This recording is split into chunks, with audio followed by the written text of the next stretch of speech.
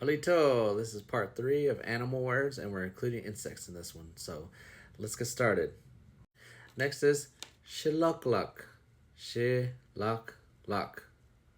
And next is a concha, or some might just say concha, a concha, a concha. And next is shonshi, shonshi. Next is chuthgun, chuthgun.